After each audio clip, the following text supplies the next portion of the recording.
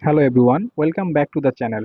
In this video, I will show how to assign a LUN from NetApp storage to a Windows server, configure MPIO and then create a usable volume. This process is important because without MPIO, the same LUN appears multiple times, which can cause confusion and errors. It also critical for ensure storage redundancy and high availability, so your server stays stable even if one path fails. Let's start it. So we are at the NetApp storage. Click add LANs on the system manager. Give a LAN name, then number of LANs, the capacity. We are 3 TB assigning the LAN format to Windows ZPT, and then select initiator. Then click on save. So it will create a LAN for this Windows server.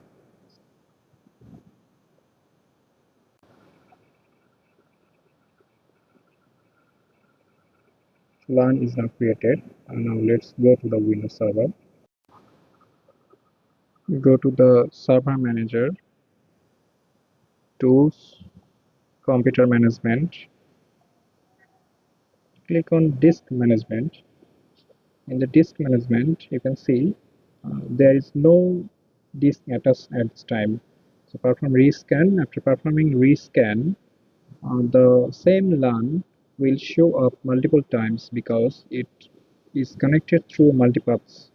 In this case, it appears 4 separate disks.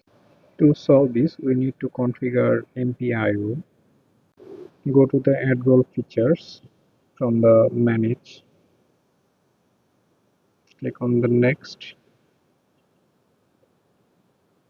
next, next, next, and in the feature section,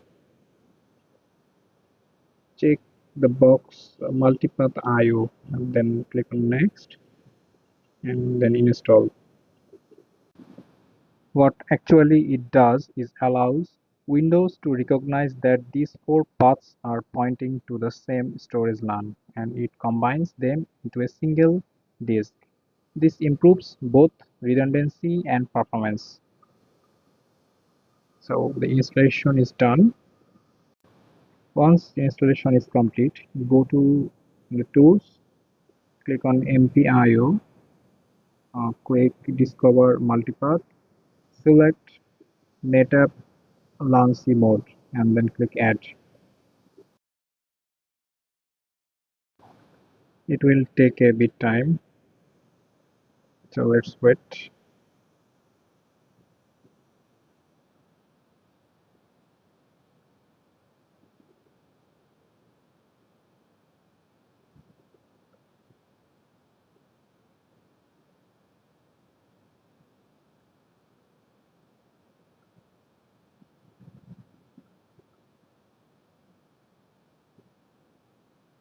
Okay, after adding it, you will see one disk instead of 4, combining them into just one disk.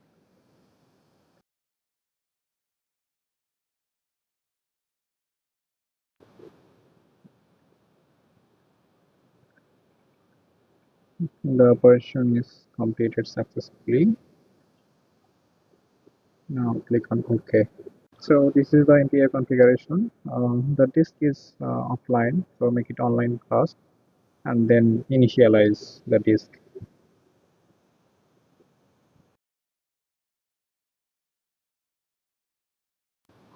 Once disk initialization is complete, the disk is ready for the partition.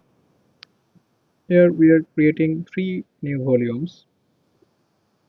So let's create and edit the drive later. Click the right button, new volume, provide the volume size. Next, the drive letter is E as T is already there. In the same way, create other 2 volumes.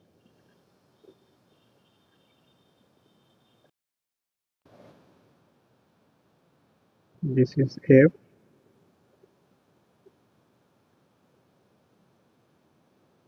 and this will be G. Okay, three volumes are created in this PC. Okay, it shows the all three volumes, and the volumes are is now in usable state.